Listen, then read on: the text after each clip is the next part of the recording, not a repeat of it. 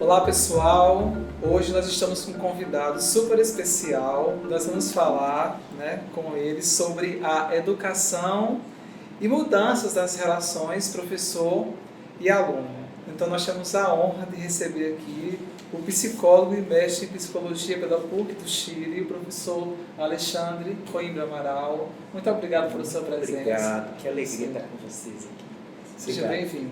Muito obrigado. Professora Luíse. Professor, muito obrigada por essa honra em conceder essa entrevista. Nós temos algumas perguntinhas que eu tenho certeza que vão se desdobrar em outras, mas como você deve ter acompanhado nos noticiários, episódios de violência, as instituições de ensino brasileira têm sido recorrentes nos últimos meses. A gente tem visto muitas notícias de violência nas escolas, infelizmente. E aí o clima de medo e de insegurança tomou conta dos espaços educacionais que são vistos como espaços de afeto. E que ultimamente agora tem causado medo e insegurança. Então, como recuperar esse clima de afeto, segurança emocional e acolhimento que é inerente às instituições de ensino? Bom, gente, é o seguinte, eu quero, antes de responder essa pergunta, que a gente possa falar da emoção do medo, que é a emoção que assola as pessoas diante de um evento desse. O medo, ele é uma emoção viral. O que quer dizer isso? Que ele contagia muito rapidamente, ele se espalha muito rapidamente. Não são todas as emoções que são assim. Às vezes tem uma pessoa triste perto da gente, a gente não necessariamente se sente entristecido. A gente pode compreender, conversar com aquela tristeza, mas ela não é tão contagiante quanto o medo, E o medo tem essa capacidade de produzir esse espalhamento. Então, o que a gente vive é um evento, os ataques, produzindo medo, que produz um efeito mais ou menos como se fosse uma pedra que a gente joga assim no rio e faz aquelas ondas concêntricas assim. É mais ou menos isso que a gente está vivendo na sociedade. Então, esse medo, o que ele produz? Ele produz ansiedade. Porque a ansiedade, ela é uma flecha apontada para o futuro, que eu tenho certeza que vai ser uma coisa horrível. Então, o medo, ele faz a gente se sentir preso a esse futuro catastrófico.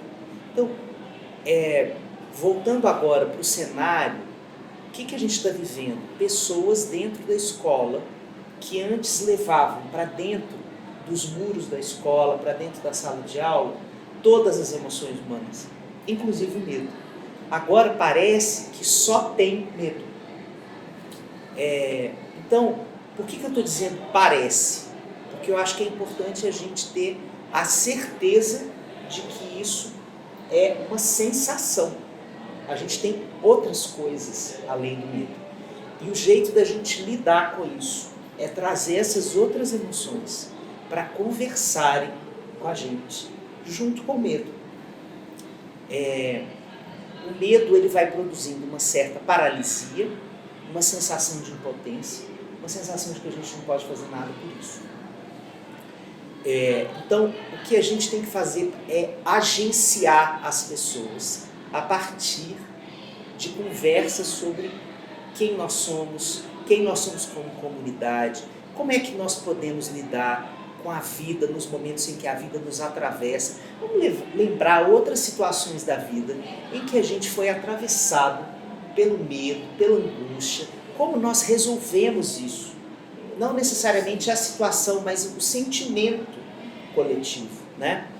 Essa é uma catástrofe coletiva. Isso é uma catástrofe na cultura brasileira, que não existia esse tipo de fenômeno, e a gente só sai dela de forma coletiva. A gente só consegue construir uma saída para essa sensação se a gente se coletivizar, se amparar e juntar forças. Isso significa, em primeiro lugar, assumir que nós estamos mal, né? E não tamponar esse medo. Às vezes a gente acha que falar do medo vai provocar uma coisa ruim. Não. A gente precisa falar disso, mas falar também das nossas fortalezas e juntando conversas e ações, né? Por exemplo, tem escolas fazendo abraços de paz, né?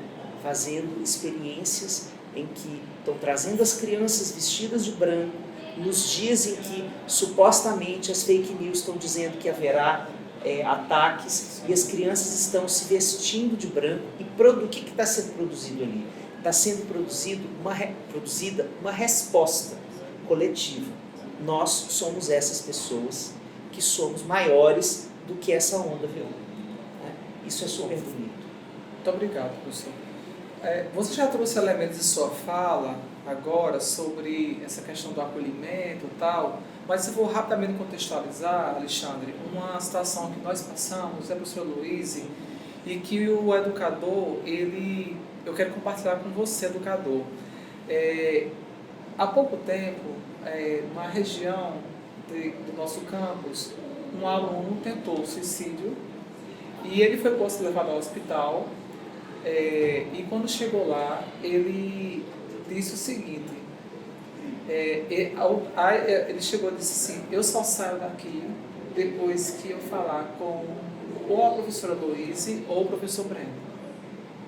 Falou com o pai dele. E aí Louise estava viajando, indisponível, e eu consegui, e era quase meia-noite, eu atendi o telefone, porque, né, atendi, estava acordado, e aí era do hospital. E o pai falou: olha, eu quero falar com você, eu não me conheço, da licenciatura, a gente não tem contato com os pais, então, aí eu coloquei: meu filho, você vai para casa e você vai à instituição amanhã, a gente vai conversar lá, na minha sala.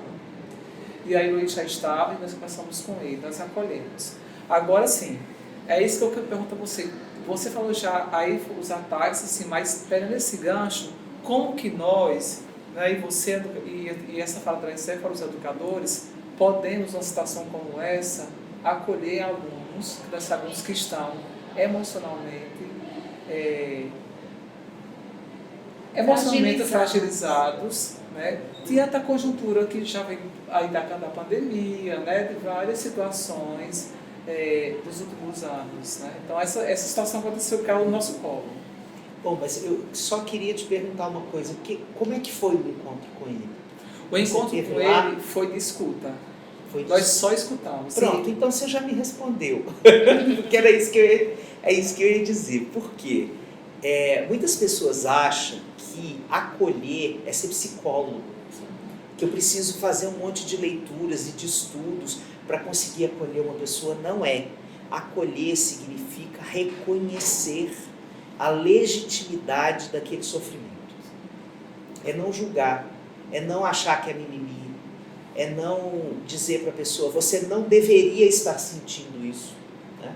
Porque vamos combinar que a gente não consegue evitar sentir nada, a gente lida com o que a gente sente, né?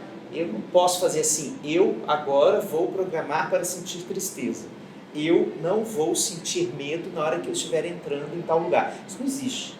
Os sentimentos nos atravessam e a gente lida com o aparecimento deles. Então, acolher, isso é uma função que eu tenho garantia que você que está me escutando consegue compreender isso, porque toda professora e todo professor que constrói um vínculo com seus discentes, com seus estudantes, vira uma figura de referência na vida dessas pessoas. Então, sempre que a gente é uma figura de referência, toda vez que a pessoa está vivendo uma angústia ou um aperreio, vamos dizer uma palavra bem aqui do nosso campo cultural, da nossa semântica cultural aqui, toda vez que a pessoa está vivendo um aperreio, ela vai buscar aquela figura de referência em quem ela sente que ela pode receber esta escuta acolhedora. Acolher não significa resolver o problema de ninguém. Significa escutar e fazer companhia os sofrimentos deixam a gente com uma sensação de solidão. E quando eu compartilho esse sofrimento com uma outra pessoa, e a pessoa diz assim, estou aqui com você. Estar com o outro significa compartilhar a dor de existir. A gente pode não ter a mesma dor de existir, mas a gente tem a nossa. Então, quando a gente toma uma pessoa pela mão, a gente fala com ela, velho, eu estou aqui vivo, eu sei que essa bagaça aqui é dura. Existirmos, a que será que se destina? Diz lá Caetano Veloso, né? Então, o que ele está dizendo nessa música? A gente tem, de qualquer jeito, que arrumar uma forma de dar sentido à vida. Isso é muito trabalhoso. Tem momentos em que a gente não consegue encontrar uma resposta para isso. E aí a gente cai. E isso é profundamente humano e não tem nenhum de nós que nunca viveu isso. Então, na hora em que a gente senta como estudante para escutar essa angústia e dizer para ela ou para ele, eu sei do que você está falando. Isso que você está vivendo tem uma história diferente porque é a sua história. Mas esse tipo de dor de existir, eu já passei. Entende? Então, quando a gente diz uma coisa dessa, a gente não precisa nem contar a nossa história, a gente às vezes não precisa nem dizer essa frase, mas só pelo nosso olhar, pelo toque da mão, né, pela proximidade dos corações, a gente consegue dizer para a pessoa, está tudo bem, eu estou aqui com você. E mesmo que a gente não encontre soluções para isso, a gente pode passar por essa noite aqui bem sombria da sua vida, a gente pode passar juntos por ela. Entende? Acho que isso é uma função que não está lá dado quando a gente vai estudar didática, né, na licenciatura. Ninguém diz política, gestão escolar, a gente não está lá na matéria, né? A gente nunca sabe que vai viver isso. Mas na hora em que a gente se vê, né, nós três somos professores e a gente sabe que na hora que a gente se vê ali naquele espaço da sala de aula, a gente percebe que tem um tanto da construção do conhecimento que tem a ver com essa vinculação, que é de coração, que ela não é cognitiva, né? E essa vinculação através do coração, através da nossa alma, tem esse tipo de intercorrência às vezes, né? As pessoas vão nos parar e não é para saber quando é a data da prova ou me explica melhor aquele conteúdo. Não, me escute, está doendo aqui e eu acho que a sua sensibilidade tem capacidade de fazer companhia para a minha dor. Então, quando a gente é procurado por um estudante, ele também está dizendo, eu te agradeço pelo coração que você tem, eu honro a sua sensibilidade, eu reconheço a sua beleza humana. Então, tem coisas bonitas que atravessam essa experiência, sabe? Verdade. E nós percebemos isso, Alexandre, nós não falamos praticamente nada, nós só ouvimos. Isso. Muito obrigado, professor. Isso. Você vai falando e a gente vai lembrando de outros casos, né? Porque muitas vezes nós que trabalhamos com licenciaturas mais fechadas, mais das ciências naturais, né? Há aquela ideia de que é só o conteúdo. E é muito além desse conteúdo. Eu acho que você traz agora na sua fala final isso. Em alguns momentos ninguém vai perguntar, eu estou com uma dúvida na tabela periódica, ou então na regra, né? Enfim, eu acho que é um pouco isso, e a gente fala muito isso com os nossos alunos, né, professor Breno? Que para além dos conteúdos existe um sujeito que está ali aprendendo, né? Mas que também é coração, é emoção, é razão, não tem como separar tudo isso. E aí, professor, a gente sabe que professores e alunos são as peças fundamentais, né, no processo educativo. Mas a gente tem, ultimamente, recebido muita influência da tecnologia. Sim. E os adolescentes, as crianças, com a pandemia, potencializou ainda mais o uso das telas, né? Esse uso mais exagerado das telas. E aí, como é que fica essa relação professor e aluno, pós-pandemia, depois de tanto tempo, né, longe desse contato mais físico que você está falando, de estar junto, de ouvir, tirando as telas, né? Como é que a gente volta aos poucos a retomar essa proximidade, que é importante também para a aprendizagem, para essa relação no processo de ensino-aprendizagem? Olha, a coisa mais interessante que eu escutei recentemente foi Paul Preciado, um intelectual do nosso tempo. Ele está dizendo uma coisa que eu acho que ele tem profunda razão. A tela virou uma extensão da nossa pele. Porque a gente, através da tela, a pele é o maior órgão sensorial do corpo, né? Através dele a gente sente a vida, né? Sente o toque da água, sente o frio, né?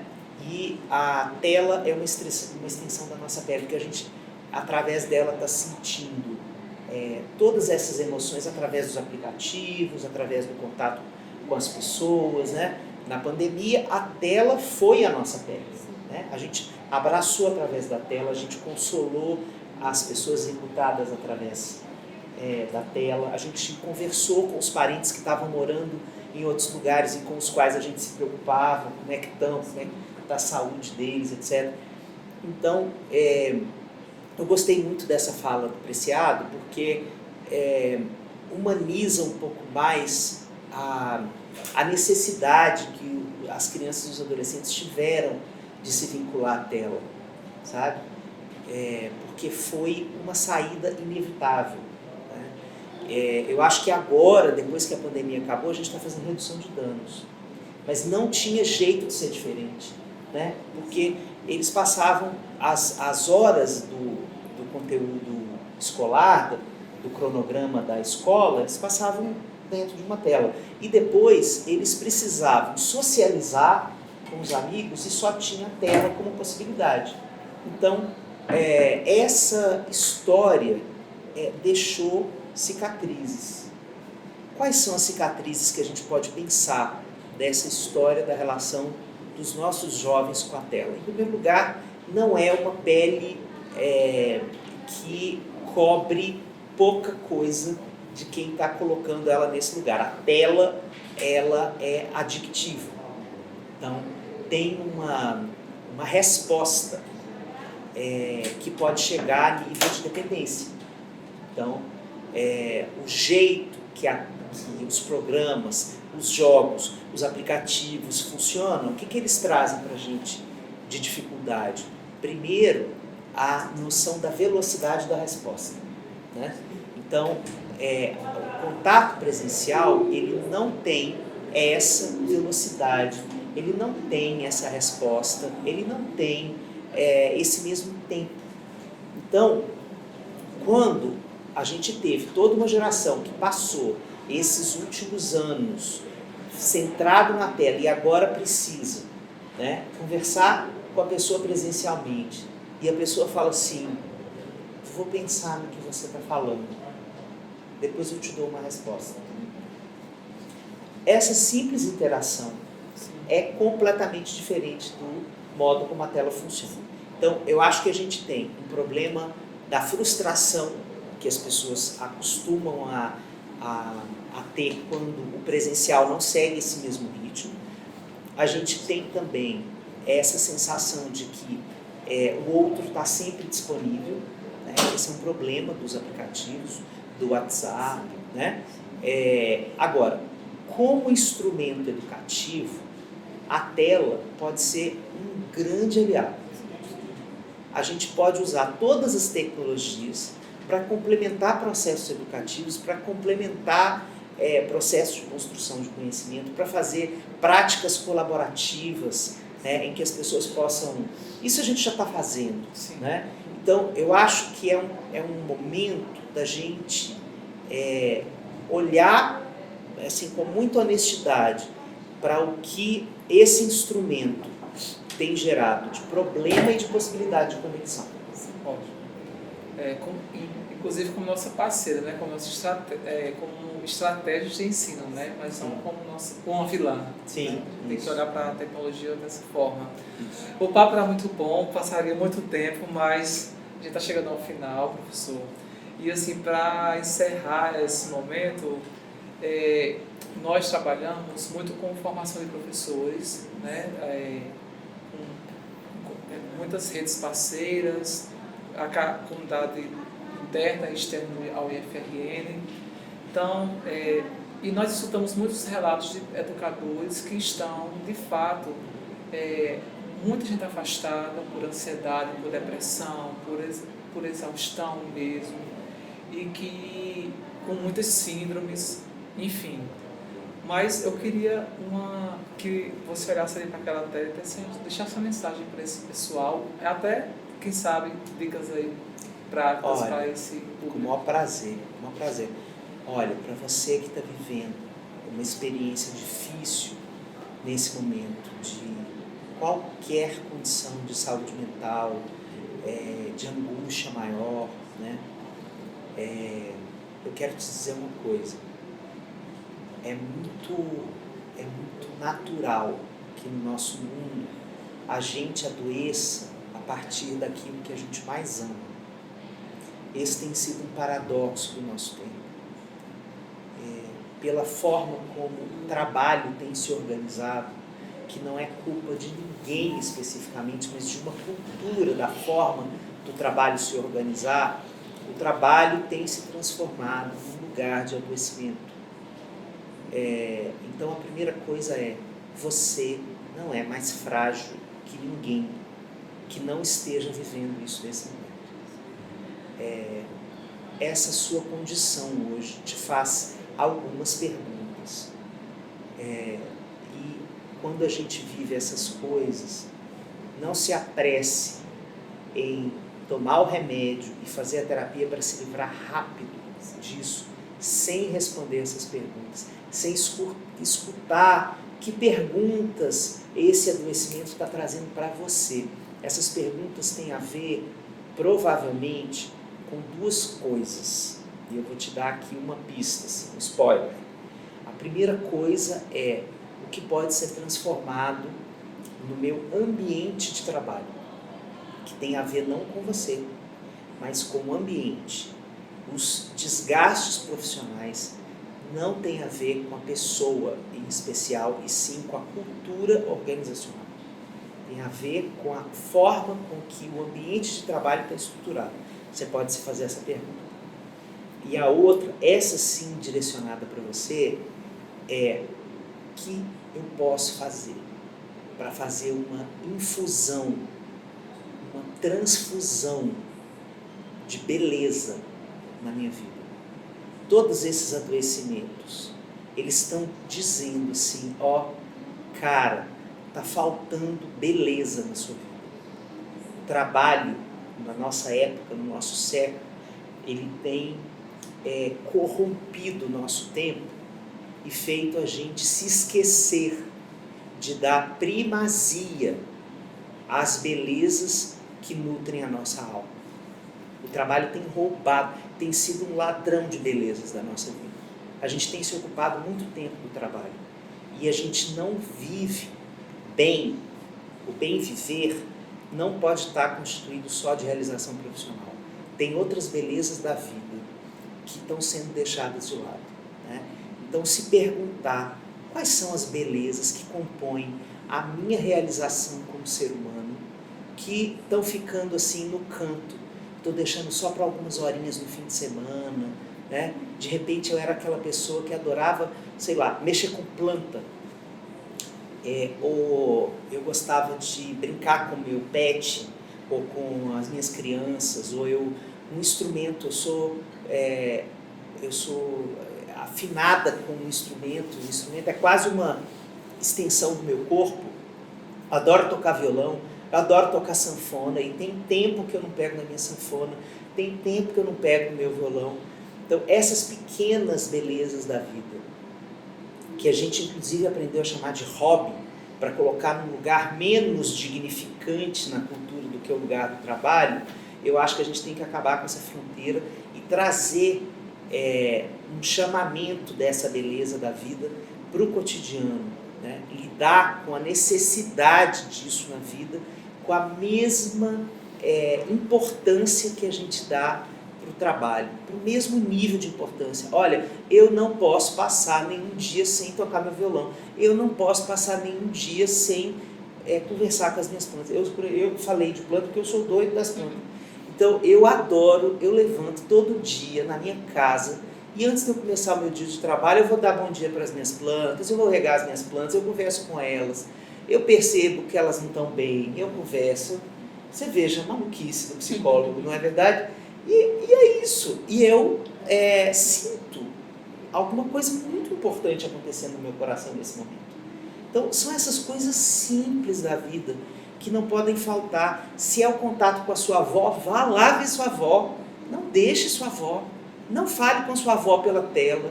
Vá lá, dá um abraço na sua avó, sentir aquele cheiro bom de colo de vó, de textura da pele da avó, do bolo, o gosto do bolo, do café. Quer dizer, invente formas na sua vida de recuperar espaço e tempo genuínos para essas belezas entrarem. Você vai ver que você vai melhorar. Pode continuar fazendo a sua terapia, tomando remédio, não tem problema nenhum com isso. Aliás, eu sou profissional dessa área, mas eu acho que não é só isso a questão. A gente precisa fazer um olhar muito mais ampliado para o que a nossa vida está sentindo falta. Maravilha, professor. Muito obrigada. Obrigado, meninos. Obrigado pela alegria de estar com vocês. Obrigado, professor. Obrigado a vocês.